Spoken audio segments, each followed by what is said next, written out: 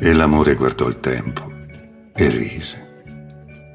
Un sorriso lieve come un sospiro, come l'ironia di un batter di ciglio, come il sussurro di una verità scontata. Perché sapeva di non averne bisogno. Perché sapeva l'infinita potenza del cuore, la sua poesia, la magia di un universo perfetto, al di là dei limiti del tempo e dello spazio. E le ragioni dell'uomo, fragile come un pulcino, smarrito come un uccello, cannibale come un animale da preda. Perché conosceva la tenerezza di una madre, l'incanto di un bacio, il lampo di un incontro. Poi finse di morire per un giorno nella commedia della vita, nell'eterno gioco della paura, nascosto con il pudore della sofferenza, con la rabbia della carne, con il desiderio di una carezza.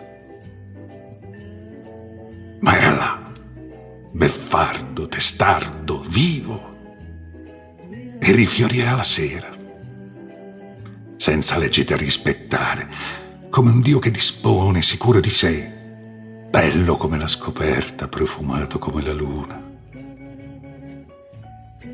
Ma poi si addormentò in un angolo di cuore per un tempo che non esisteva, e il tempo cercò di prevalere nel grigio di un'assenza senza musica, senza colori, e sbriciolò le ore nell'attesa, nel tormento per dimenticare il suo viso, la sua verità. Ma l'amore negato, offeso, fuggì senza allontanarsi, ritornò senza essere partito perché la memoria potesse ricordare e le parole avessero un senso, i gesti una vita, e i fiori un profumo, e la luna una magia. Perché l'emozione bruciasse il tempo e le delusioni, perché la danza dei sogni fosse poesia.